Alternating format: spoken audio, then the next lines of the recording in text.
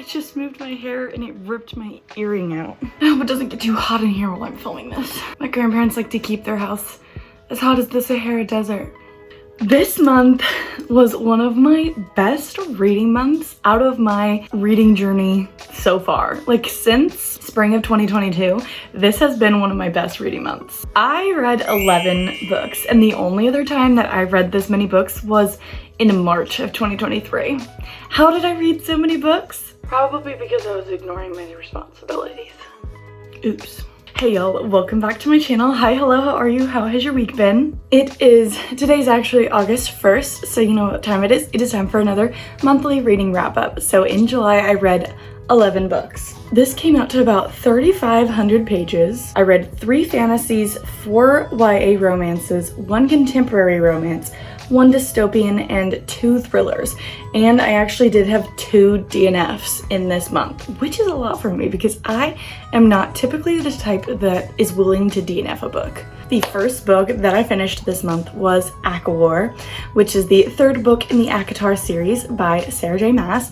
And this one, you know, it is a continuation of a series. I can't really say much other than we are continuing to follow Feyre in her life and her interactions with this world. I finished this actually on July 4th, and oh my gosh, I was sobbing. I did a whole spoiler reading vlog in there, and I can't believe I actually posted the footage of me sobbing, crying to the end of this book on the internet, because I don't think a book has ever made me break down sobbing like that so many times. Like, I would be crying so hard I had to put the book down for a second, and then I'd pick it up, read 2 pages, and then immediately just be sobbing, crying again. Like, you should be concerned for me. And I wasn't expecting that going into this book, just because whenever people talk about ACOTAR, they always talk about A Court of Mist and Fury, which is the 2nd book, being their most favorite in the series. And so I wasn't anticipating actually enjoying ACOWAR more than I did ACOMAF. 5 stars. Next, I read Funny Story by Emily Henry, which is her newest release that came out in April of this year. This book follows Daphne and Miles as they have just been through extremely rough breakups where their significant others left them for each other. So like Daphne's fiance is now with Miles' ex-girlfriend. Well, Daphne moved across the country to a super tiny small town in Michigan for her fiance, or now ex-fiance, and so she doesn't know anybody, and so she ends up having to live with Miles because she has nowhere else to go. But this book was definitely an interesting reading experience. I did really enjoy it. This book made me laugh more than any of Emily Henry's other newer releases. I really relate with Daphne and the way that she approaches her relationships and the way that she approaches the world. And I think whether or not you relate to Daphne really affects how much you enjoy this book in particular. And so I would say, like, when reading it, I would say that this book has become my most favorite Emily Henry book, yet it didn't give me that 5-star feeling. But then I look back and I rated Happy Place and Beach Read 5 stars. But I thought that was weird. But I gave it 4.5 stars. Then I had my first DNF of the month. So if you are a regular viewer of my videos, you know that in the month of July, I tried to film a 24 hours reading one of my absolute favorite series, which is the Off Campus series. And I got about maybe 20% into that book. I honestly can't remember how far I was into it before I had to stop reading it. I was reading this series because I had just gone to a wedding and I was in a super sappy romantic mood. I just for some reason got it in my head that I really wanted to read the Off Campus series. And it's a series I have read before. However, I was reading this book and I was in the car driving from Fort Worth back to my house in Waco. And I just remember God telling me, he was like, "What are you doing?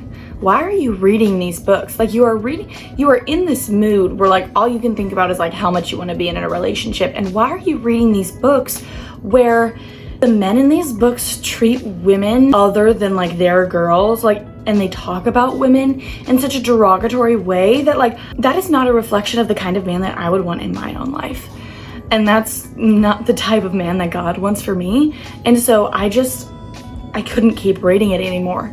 And so that video was a fail. So that was my first DNF. I now have one less series on my list of all-time favorite series, which is interesting. I didn't expect that. Then I read My Life with the Walter Boys. Honestly, in simple terms, it is kind of a knockoff of The Summer I Turned Pretty, but it basically follows this girl. I don't remember what her name is. Her family's dead, and so now she has to go live with her mom's best friend, who lives in Colorado with her 12 boys. Yes, there's a love triangle. But this book annoyed me for so many reasons. One reason being Lee. He's one of the brothers. He was actually the worst and like is now up there with my most hated book characters ever, along with Jack Barlow from Fourth Wing, who was also the worst. And then like she tried to give him a redemption arc, and I'm just like, you are making excuses for the horrendous way that he was behaving, and they're just not working. Like, you mean to tell me that he behaved in that way because he was jealous? That's like that's not it, babes. It's just not. I gave it a 2.5 stars. This book was 370 pages long, and the ending was not worth all that you had to read to get there. Not worth it. Do not recommend. Then I read The Upside of Falling, which is like very much a stereotypical Wattpad YA teen romance. We follow Becca. She is now fake dating this boy. What's his name? Brett.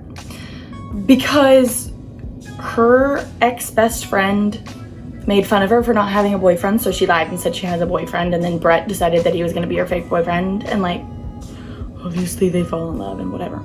And this was when I realized if I had read this book on Wattpad, I probably would have ate it up. But since it is now a published novel, I expected a lot more from it than what it gave. So I gave it a 3 stars, but I think that's very generous actually. Then I read Along for the Ride, which follows Caitlin Jackson. She has a famous pop star brother who is going on a national tour for the summer, and she and her parents have to go with him. And then there's a super broody lead singer of the band that's opening for her brother on this tour. Do I even need to say anything else? But this book has a lot of soccer talk.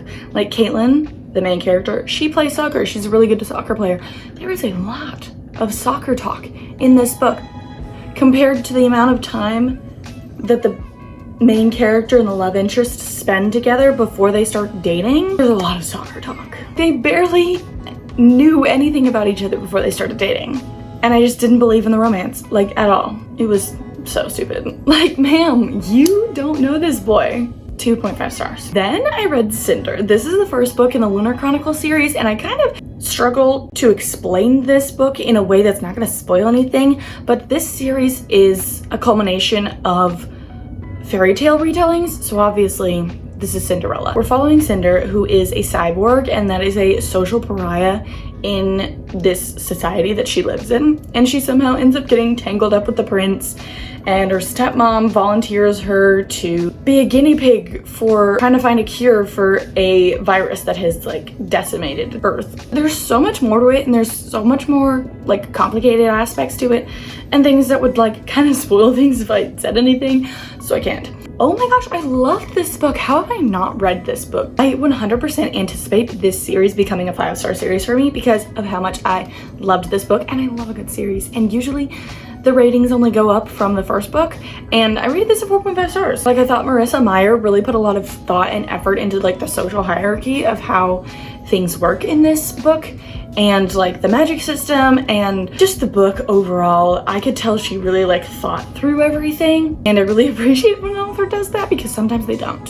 4.5 stars. I was hooked from page 1 all the way through to the end. I read it so fast. Then I read The Do-Over by Lynn Painter, which follows Emily.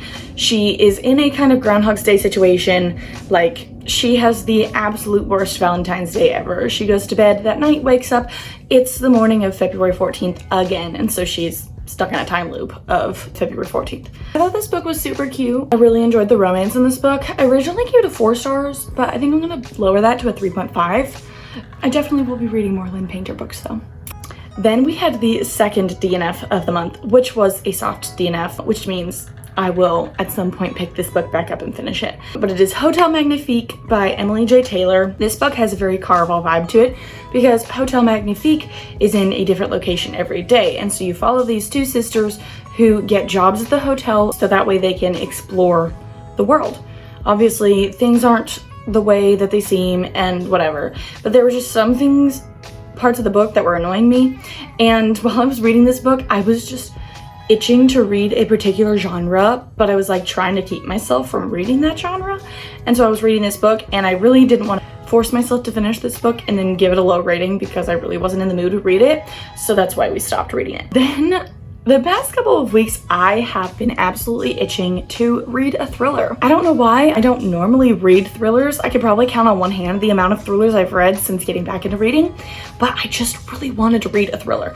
However, I was living by myself and knew that if I tried to read a thriller, I would not sleep. I would be extremely paranoid, wouldn't be able to be in the house by myself if I was reading a thriller while I'm alone.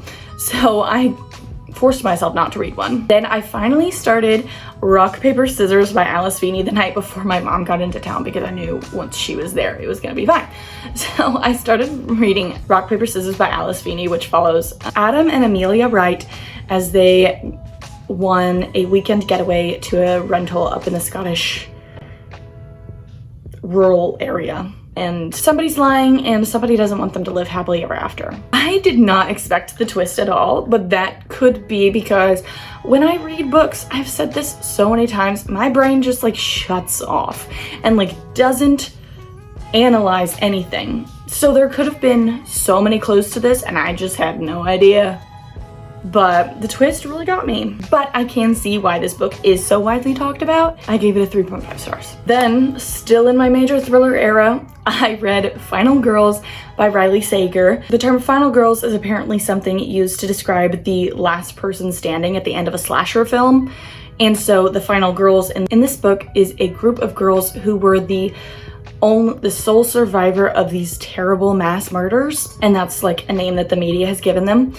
And so that's all fine and dandy until one of them ends up dead. Again, a twist I did not see coming. I really enjoyed this book because I was thoroughly convinced I knew what was going on, but I had no idea. 4 stars. Then the last book that I read this month was The Love That Split the World, which is actually Emily Henry's debut novel. And if you didn't know, before she was writing contemporary romance, she was writing like YA books. And so this is a YA fantasy. We are following Natalie, who she's Native American. She was adopted. And so she's really struggling a lot with like figuring out who she is and like how she fits into the world and how she fits into her family. But she's also like seeing things that aren't there. Anyways, this was described as a fantasy. In my mind, fantasy means like mythological creatures, and that wasn't present. So to me, I felt like it was a little bit more of a magical realism book, even though I don't think that that is the technical definition of either of those things. That is just how they are categorized in my mind. And so I was a little disappointed because it wasn't what I consider to be like traditional fantasy. I really enjoyed the romance in this book. But at the end, this book left me more confused than anything, and I'm like gonna have to go like read some reviews and watch some videos on it and try to figure out what that ending meant because I didn't understand it. What is that? Oh, just a fuzz. Okay. So those are all 11 books I read this month. That is not true. I missed a book. I totally forgot that I was listening to The City of Ember, which is a book I had read a long time ago. I listened to it on audiobook because I had read it already. And I picked this one because for some reason, most audiobooks that I saw were thrillers, and I just can't do that. So those are all 11 books that I read this month. And actually this month, I finished my reading goal for the year. I have read 51 books so far in 2024. So 51 books in 7 months. Do we think that I can surpass the amount of books I read in 2023? I would need to read 20 books in 5 months in order to read more than I did in 2023. So I think 4 books a month, I think I can do that. We'll see at the end of the year if I can do that. Anyways, guys, that is all I have for you guys today. If you guys enjoyed this video, please give it a thumbs up so I know you guys enjoy this type of content. Comment your favorite book that you read in July and what book you are most excited to read in the month of August. And subscribe to my channel for more bookish content in the future. I hope you'll have a lovely rest of your week, and I will see you guys next time. Bye.